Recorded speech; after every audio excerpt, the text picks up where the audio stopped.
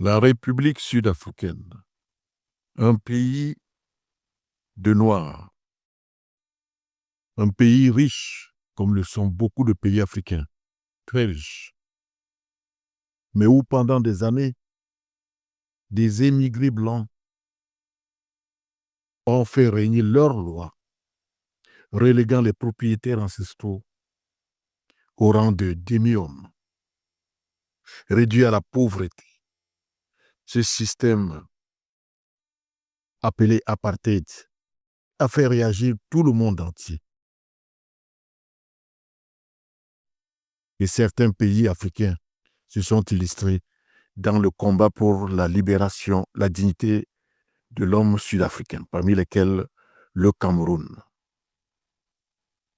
Voilà ce pays dont les peuples ont souffert et qui, en 90, après la fin de l'apartheid, après la libération de Nelson Mandela, a appelé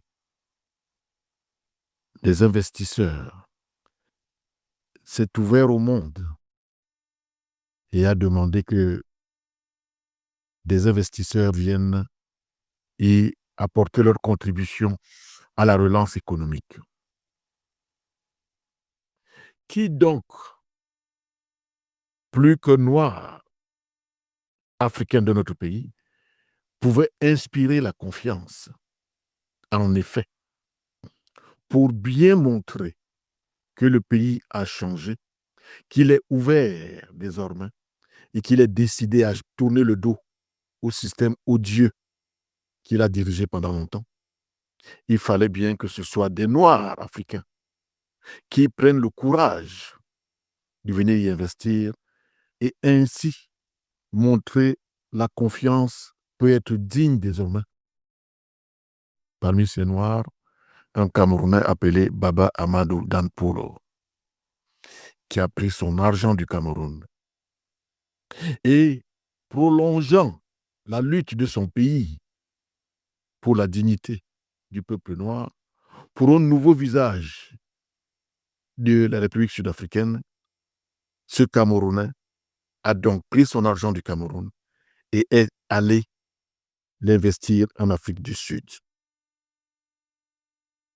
C'est ainsi que, avec cet argent, il a choisi l'immobilier qui faisait cruellement défaut dans ce nouveau pays, dans cette nouvelle république, dans cette république renaissante.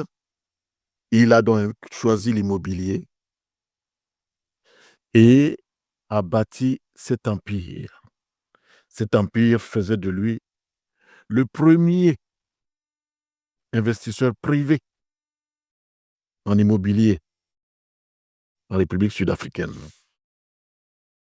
Après l'État, les banques, les assurances, c'était le Camerounais Baba Amadou Danpolo. Voici ses réalisations dans ce pays frère.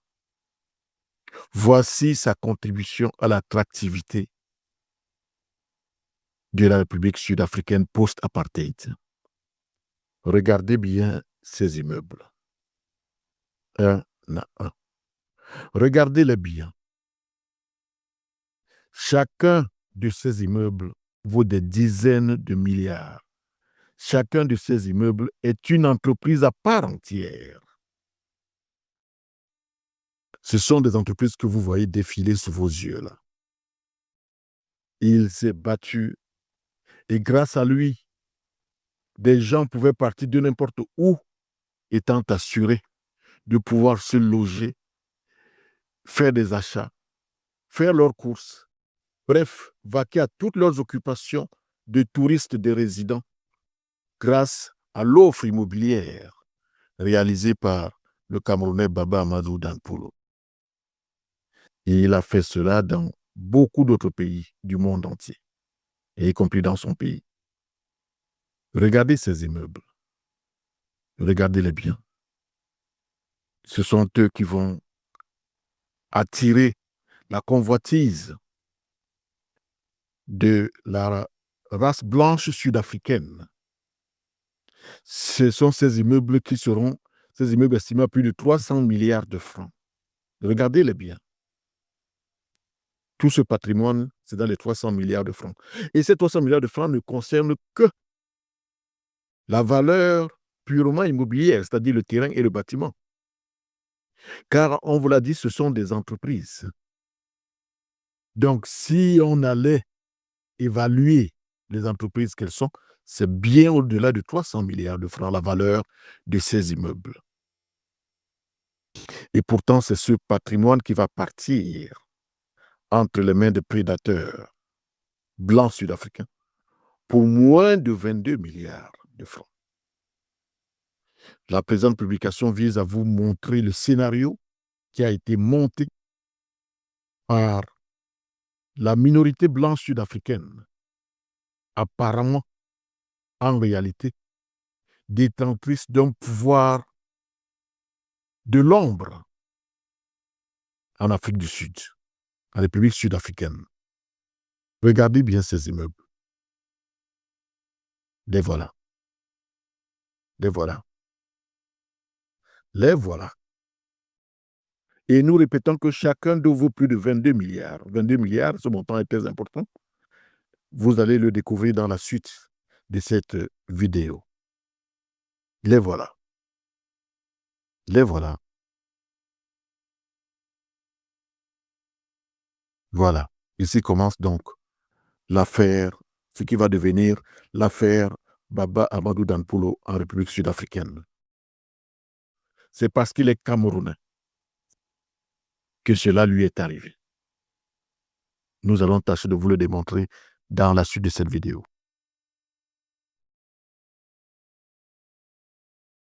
L'histoire qui vous sera racontée dans cette vidéo est tout simplement ahurissante, édifiante, triste. Elle raconte le parcours d'un Camerounais, un noir, en République sud-africaine. Un noir qui a voulu contribuer à la relance de ce pays frère sud-africain au lendemain de la fin de l'apartheid. Pour rappel, la République sud-africaine a vécu sous un apartheid, un racisme inimaginable. C'est un pays qui comprend des Blancs et des Noirs. Les Noirs, ils sont évidemment des autochtones depuis leurs ancêtres, des Blancs, des Hollandais et autres qui ont migré vers ce pays-là. Et les Blancs se sont accaparés de tout, de toutes les terres, de toute la finance, de toute l'économie, et ont fait vivre des misères, la misère aux Noirs autochtones. Il était interdit aux Noirs de se retrouver à certains endroits. Les Noirs étaient marginalisés, n'avaient droit à aucun volet de l'économie et étaient pauvres, étaient réduits à l'esclavage, à la misère sur la terre de leurs ancêtres. À la différence de l'esclavage des années 1500 ou 1400, qui avait enlevé les Noirs de l'Afrique pour les amener vers d'autres cieux, ici, ce sont des Blancs qui sont partis de chez eux pour réduire les Noirs en esclavage sur leur territoire. Ce pays s'est appelé la République sud-africaine. Le sort vécu par ces Noirs avait soulevé une indignation mondiale. Les figures de proue du combat de ces Noirs pour leur dignité sont connues. C'était le plus connu, évidemment, c'était Nelson Mandela, Walter Sisulu, Thabo Mbeki, Steve Biko, et ainsi de suite, ainsi de suite. Et la figure féminine de proue de ce combat, c'était Madame Winnie Mandela, l'épouse de Nelson Mandela. Mandela a fait 27 ans de prison et a été libéré en 1990. Sa libération sonne la fin de ce régime odieux, inhumain inacceptable. Et l'Afrique du Sud, les entreprises étrangères y avaient fermé, plus personne n'y allait, nos passeports portaient, sauf, vous pouviez aller partout, sauf en République sud-africaine. La fin de l'apartheid ouvrait enfin ce pays d'environ 1145 km², doté de richesses comme beaucoup de pays africains, et dont profitaient seuls les Blancs, les Noirs étant réduits à manger des miettes pendant l'apartheid. À la fin de l'apartheid, la République sud-africaine fait appel aux investisseurs pour inspirer enfin la confiance. C'est ainsi qu'un Camerounais du nom de Baba Amadou Danpoulo se lève dans les années 90, il a la quarantaine, se lève, prend son argent du Cameroun et va investir en Afrique du Sud, respectant dans le cadre évidemment du monde sans frontières, du commerce et de la finance. Il va donc investir son argent du Cameroun en Afrique du Sud. Il faut savoir que le Cameroun avait beaucoup contribué à la lutte pour la fin du système odieux de l'apartheid. Que ce soit Ahidjo, que ce soit Biya, le Cameroun était en avant dans la dénonciation et tous actes pouvant mettre un terme à ce système odieux. Baba Danpoulo, le Camerounais en allant dans l'Afrique du Sud, se situait dans le prolongement de l'engagement de son pays dans la fin de ce système odieux. Alors, il investit. Il investit dans l'immobilier, qui était un domaine assez libéral, réservé au privé.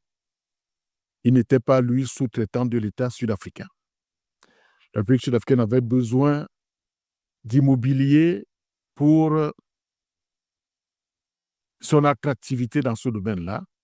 Les gens n'y étant pas allés depuis longtemps, il manquait les hôtels, il manquait des boutiques, il manquait des endroits de parking, il manquait de tout. Il fallait donc construire des bâtiments pour attirer et les touristes et tous les commerçants et tous les financiers du monde entier. Il fallait pour cela investir dans l'immobilier. Et Baba Danpoulo, le Camerounais, l'a fait, contribuant ainsi à l'attractivité de la République sud-africaine. D'ailleurs, la Constitution sud-africaine va dans ses préambules mentionner la reconnaissance à l'endroit de ceux qui ont travaillé pour l'attractivité de ce pays-là.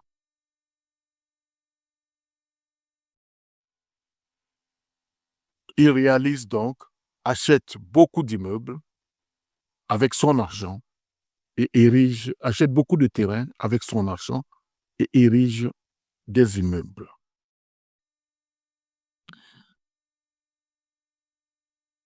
Il est si bien coté par les banques, il est si bon client de la banque que, comme les banques le font habituellement, une banque l'approche, la First National Bank, l'approche en 2017 et lui suggère l'acquisition d'un immeuble d'environ 22 milliards. La banque le sait capable de rembourser le prêt qui lui sera consenti. Le contrat est passé, il fournit les 2 milliards d'apports personnels demandés par la banque et quelques garanties. Nous soulignons que l'immeuble lui seul suffisait comme garantie, comme hypothèque pour le paiement de sa dette. Nous sommes en 2017. Survient pendant donc de 2017 à 2019-2020, les traites de M. Baba Dampulo, le Camerounais, sont régulièrement payées. Il n'y a aucun problème. L'entreprise de Baba Dampulo s'appelle Best Inver. Dans les années 2020, la direction générale de la banque a changé et les nouveaux dirigeants font appel à M. Baba Dampulo, le Camerounais, et lui demandent de nouvelles garanties, des garanties supplémentaires, alors que l'immeuble, objet du prêt, à lui tout seul, pouvait régler les traites. Il peut servir de garantie. Mais M. Baba Dampulo, en homme d'affaires, va s'exécuter étant dans son pays. De 1990 à 2020, on est à plus de 30 ans. 30 ans que M. Baba Dampulo est en Afrique du Sud. Il ne se doute de rien et rien ne pourrait fonder son doute. Il va donc s'exécuter. Dès qu'il s'exécute, la banque exige le remboursement intégral du reste du crédit dans un délai très court.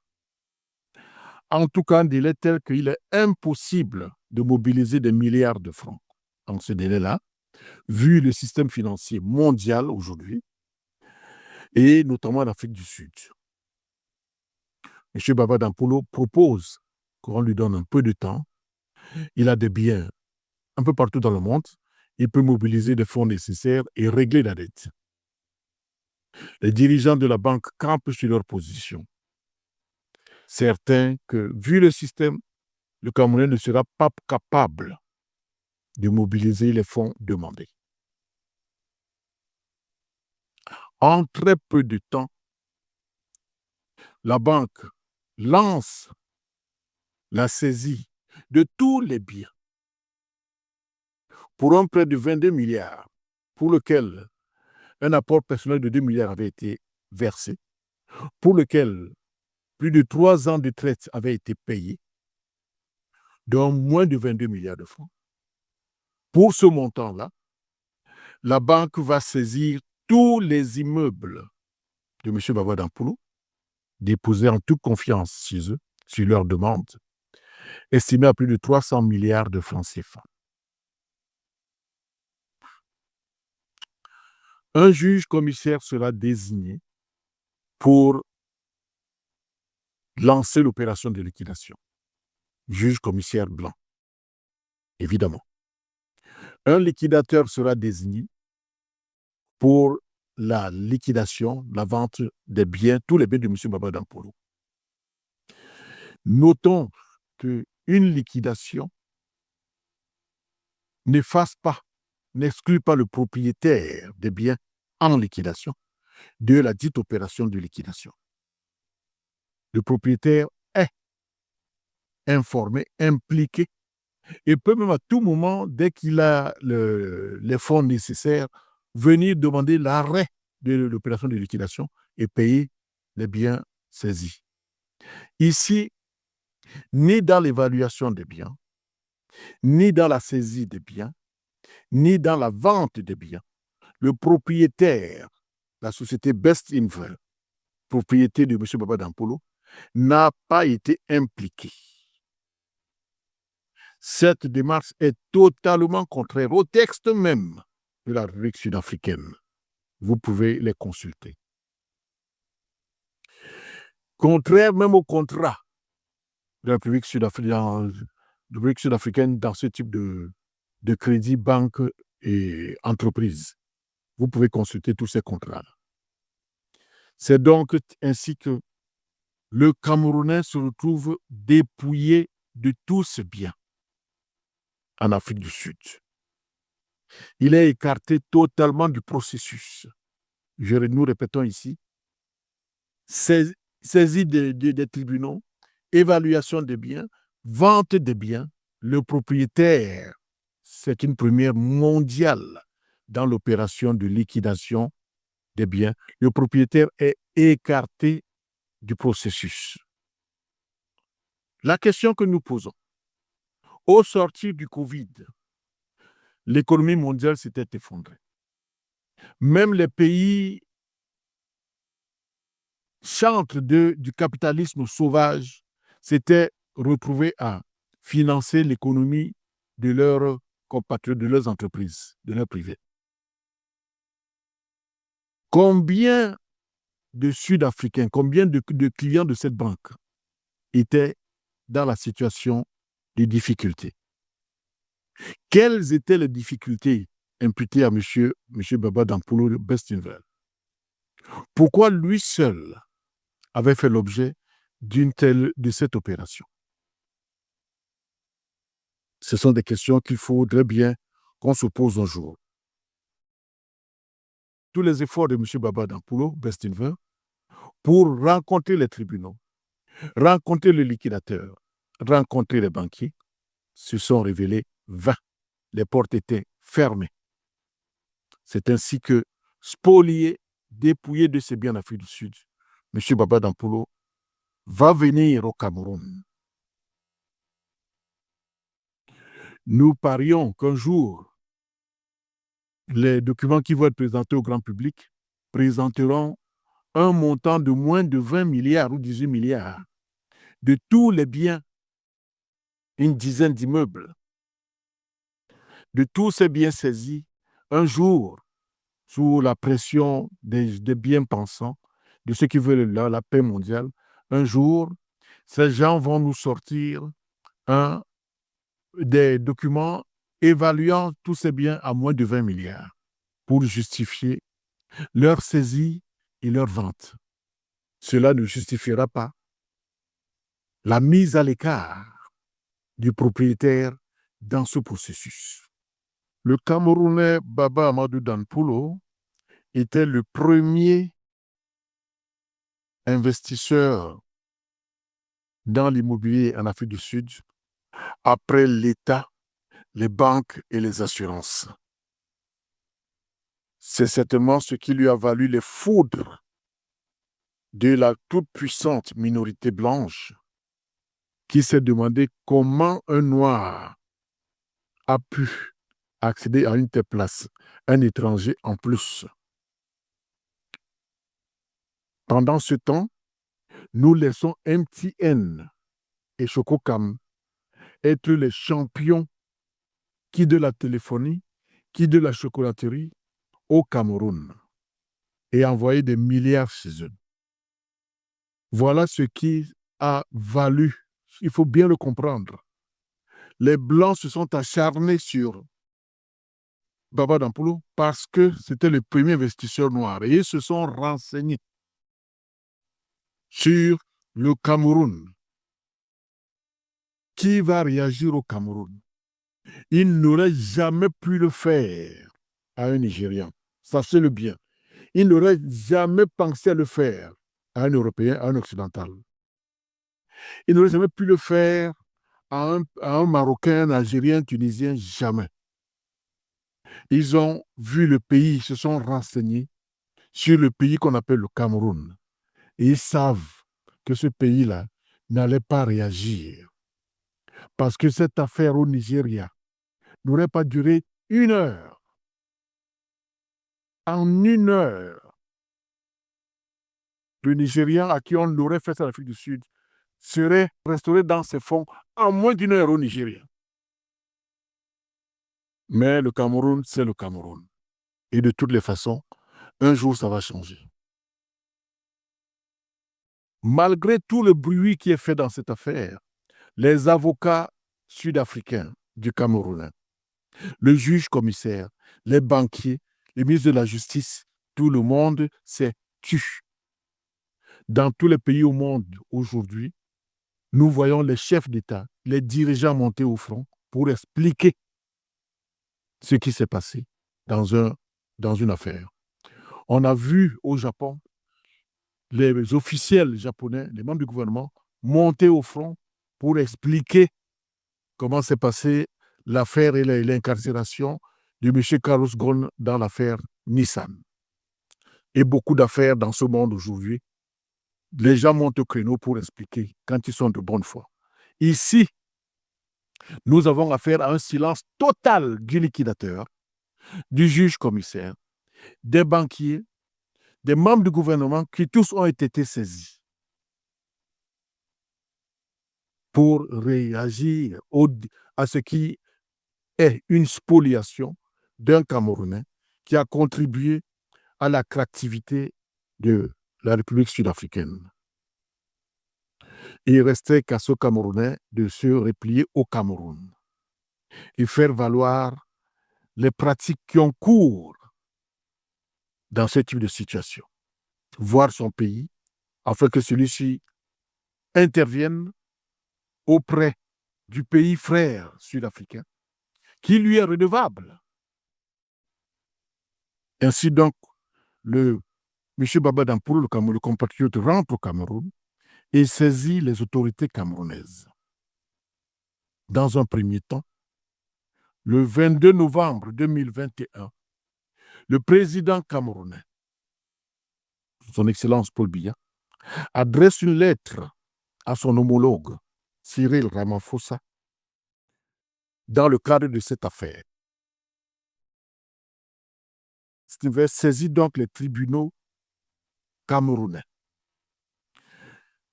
Il se trouve qu'au Cameroun, 2 entreprises sud-africaines sont présentes depuis très longtemps. Des années 2000, pour la Mobile Telephone Network, connue MTN, qui fait dans la téléphonie mobile, et Tiger Brands, qui a racheté en 2008 Chococam. Ces entreprises évoluent au Cameroun en toute sérénité et renvoient dans leur pays chaque année des énormes bénéfices de leurs activités. Bestinver, de son côté, rapatriait au Cameroun les bénéfices générés par ces activités. Et du Cameroun, la société Mobile Telephone Network MTN et Chococam, qui évoluent dans des secteurs de souveraineté du Cameroun, dont ont des agréments, rapatriait également les fonds. On estime, d'après nos informations, à près de 100 milliards de francs les bénéfices générés par MTN en 2023 à rapatrier dans leur pays, contribuant ainsi considérablement au produit national brut de la République sud-africaine, ce dont le Cameroun va se retrouver privé avec la spoliation de son ressortissant en République sud-africaine. Les tribunaux camerounais se saisissent de l'affaire puisque les actionnaires de la First National Bank Afrique du Sud sont les mêmes dans leur tracé que les propriétaires des entreprises MTN et Chococam. Ce sont les mêmes. Le Cameroun, les tribunaux camerounais se sont donc appuyés sur cette réalité pour également saisir les fonds de ces entreprises.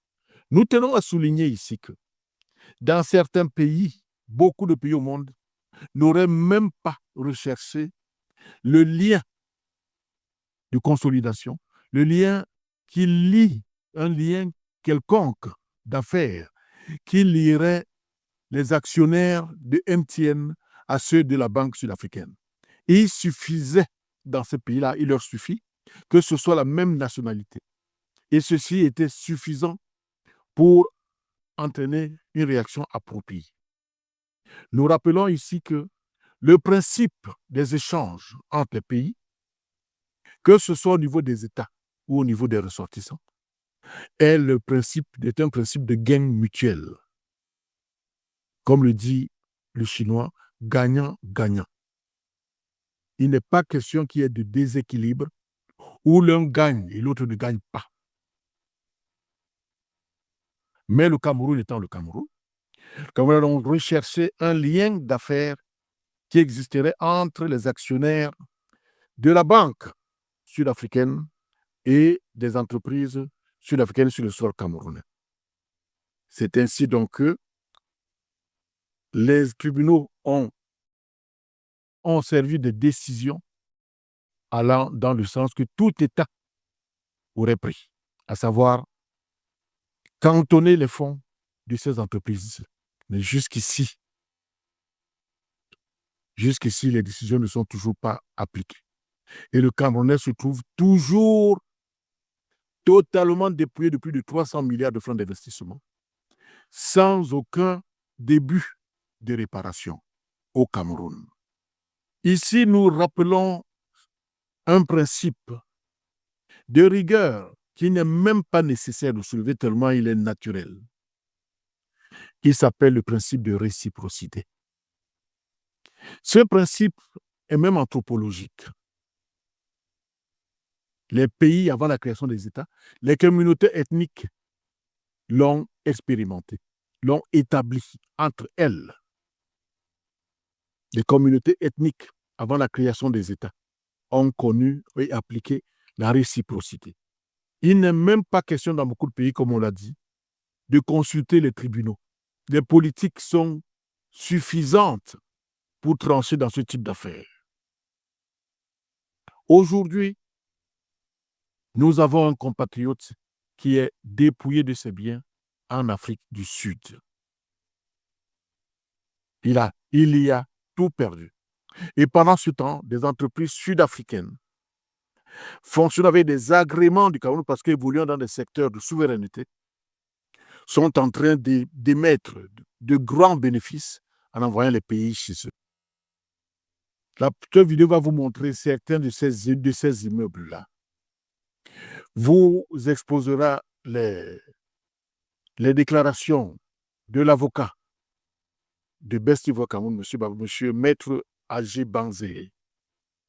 Vous exposera les analyses et les stratégies de l'expert financier, M. Hubert Otélé Essomba. Et divers articles du journal Le Compte Rendu qui exposent en détail cette affaire. Nous interpellons ici également les opérateurs économiques sud-africains, les visionnaires sud-africains, ceux qui sont censés voir la République sud-africaine de demain avec son potentiel d'aujourd'hui et qui doit être capable de répandre sa technologie, de montrer son savoir-faire dans toute l'Afrique. Nous les interpellons afin qu'ils fassent réagir le pouvoir actuel, leur représenter les pertes auxquelles la République sud-africaine de demain s'expose aujourd'hui à cause d'une petite, ce qui sera une petite affaire de 300 milliards aujourd'hui, sans compter l'image. Alors, messieurs les opérateurs sud-africains, les visionnaires sud-africains, vous êtes interpellés. Vous ne devez pas vous taire devant cette ignominie à l'endroit d'un autre opérateur économique camerounais sur votre sol. Nous viendrons ici vous parler donc du principe de réciprocité, qui est de rigueur et qui ne se discute même pas. Mais le Cameroun étant le Cameroun, on a cherché des liens. Nous disons ici, nous n'avons pas encore conclu, mais nous disons déjà ici, pour terminer cette phase de notre publication, nous disons ici à la République sud-africaine, frères et sœurs, aujourd'hui, vous avez dépouillé votre compatriote africain sur votre sol. Un Camerounais dont le pays a contribué à vous libérer en reconnaissance de la lutte pour le Cameroun, pour la propre sud-africaine. Le président Nelson Mandela est venu au Cameroun en 1994, à peine élu président, parce qu'il savait ce que le Cameroun avait fait pour mettre un terme à l'odieux système d'apartheid qui vous étouffait. Est-ce ainsi qu'on se comporte vis-à-vis de ceux qui nous ont aidés dans la souffrance, dans la détresse? Est-ce ainsi qu'on se comporte vis-à-vis de ceux qui ont aidé à la relance de l'économie d'un pays à terre. Frères et sœurs sud-africains, nous vous interpellons. Vous devez réagir à ce qui est en train de se passer. Même si vous n'aviez pas d'entreprise chez nous, vous ne devriez pas laisser passer une telle ignominie, une telle indignité sur votre sol. La minorité blanche qui a posé cet acte entraîne tout le pays dans l'infamie, dans l'indignité. Allez vous laisser faire. Par ailleurs, une réalité est là aujourd'hui. 2 de vos entreprises fonctionnent, évoluent en toute sérénité au Cameroun. Ils rapatrient chez vous chaque année d'énormes bénéfices en milliards de francs CFA. Toujours à titre d'exemple, dans les rapports entre États et dans l'esprit gagnant-gagnant des rapports que ce soit entre États et entre ressortissants, nous vous informons ici de l'affaire, nous vous rappelons ici la petite affaire du Brésil avec la Guinée équatoriale, où les autorités brésiliennes, notamment la douane, avaient saisi des biens et autres, les bijoux et autres biens privés de M. Théodérin Obiangema au Brésil. Il lui avait ressorti que les biens, notamment c'était des bijoux apparemment, d'une valeur d'environ 4 milliards de francs ne pouvaient pas sortir du Brésil. Ils avaient donc saisi ces biens. Arrivé en Guinée équatoriale, la Guinée équatoriale avait donc écrit au Brésil pour lui dire de lui renvoyer ses biens ou l'argent dépensé par son ressortissant. Le Brésil n'avait envoyé ni les biens, ni la contre-valeur des 10 biens. Après plusieurs relances, la Guinée équatoriale avait, sur son sol, saisi les biens et les comptes bancaires des entreprises de bâtiments et travaux publics BTP brésiliennes opérant sur son sol, pour une valeur d'environ 80 milliards. Voilà ce que la Guinée équatoriale avait fait sur son sol aux compagnies brésiliennes en réaction à la confiscation des biens privés de M. Théodérin Obiangema d'environ 4 milliards de francs, à titre d'exemple. Et ces exemples sont multiples. Il y en a beaucoup, vous les suivez régulièrement, mais ici peut-être sous forme de rétorsion, mais toujours dans le même esprit de gagnant-gagnant entre les États-Unis et la Chine, les États-Unis et l'Union européenne et la Chine, et ainsi de suite, et ainsi de suite. Vous en avez beaucoup. D'autre part, l'Afrique ne va pas toujours rester dans l'état où elle est aujourd'hui. L'Afrique centrale a d'énormes potentiels qu'elle n'a pas encore commencé à exploiter. Vous avez des technologies ici en Afrique. Et la coopération sud-sud, la relation entre frères, nous imposerait de faire appel à vous une fois que nous aurons décidé de relancer notre économie vers certains secteurs d'activité. Mais le ferons-nous avec cette affaire qui vient d'être créée par la minorité blanche de chez vous, qui vient de poser un acte de racisme, de xénophobie et de spoliation, d'infamie à l'égard d'un Camerounais en Afrique du Sud? Allez-vous vous taire?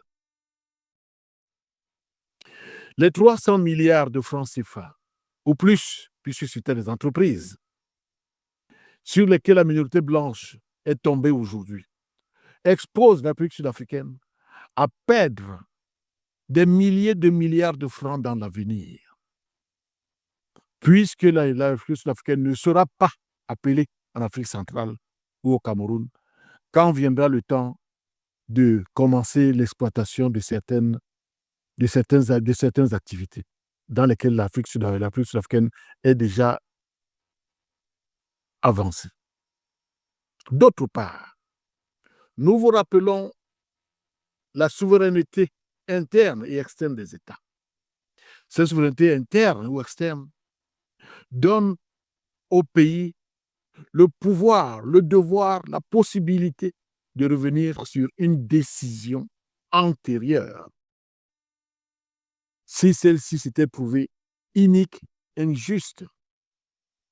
Toute décision prise par les tribunaux camerounais aujourd'hui en défaveur de ce Camerounais dans le cadre de cette affaire sera révisée plus tard. C'est la mesure ex post facto. Les futurs dirigeants de ce pays ne laisseront pas cette décision en l'état si jamais elle venait à être définitive, vu qu'elle est encore en cours d'examen auprès des tribunaux.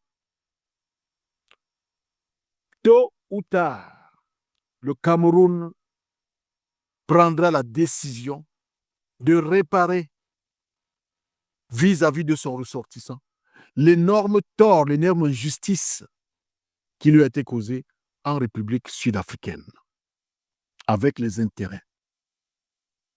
Il est donc doublement bénéfique pour la République sud-africaine aujourd'hui de réparer ce tort. Il est encore temps et de laver son image, ternie par une minorité blanche, frappée de courte vue, aveuglée par le racisme et peut-être le désir de se venger de ce Camerounais dont le pays a contribué à la fin de l'apartheid qui leur profitait à eux seuls.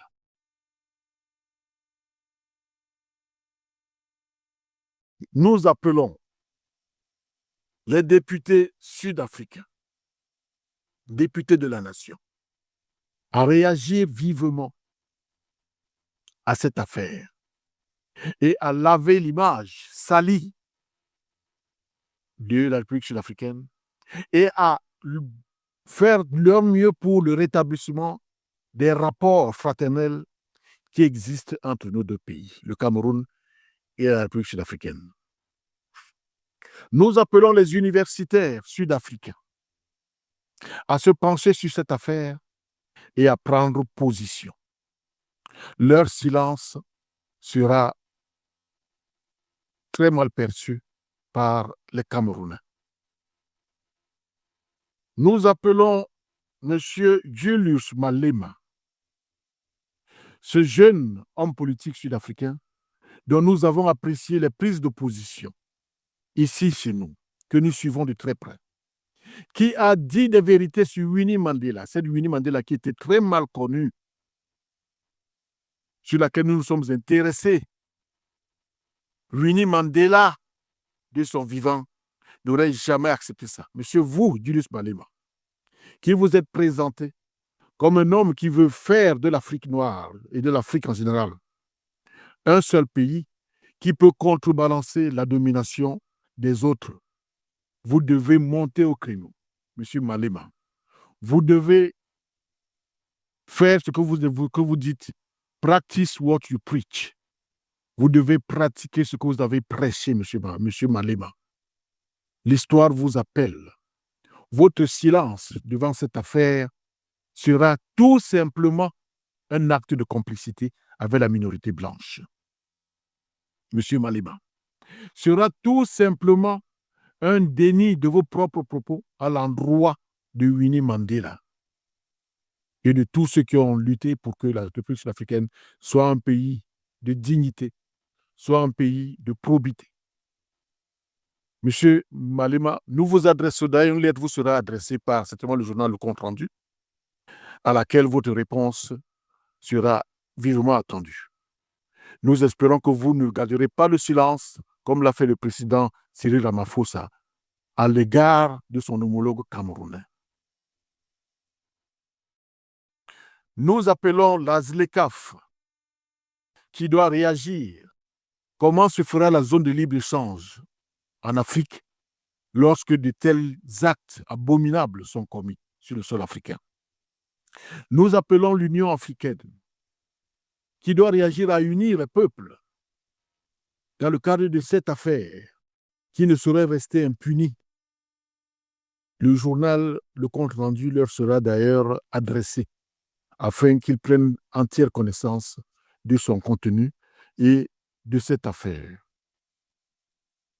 Enfin, nous félicitons toujours et toujours Thabo Mbeki, Walter Sisulu, Winnie Mandela, Steve Biko, Nelson Mandela, pour le combat qu'ils ont mené pour la dignité de l'homme noir. Et nous, au Cameroun, ne regretterons jamais notre engagement aux côtés des Noirs sud-africains pour la fin du système odieux d'apartheid. Nous ne le regretterons jamais et nous sommes prêts à recommencer si jamais, par extraordinaire, un tel système venait à se reproduire en République sud-africaine.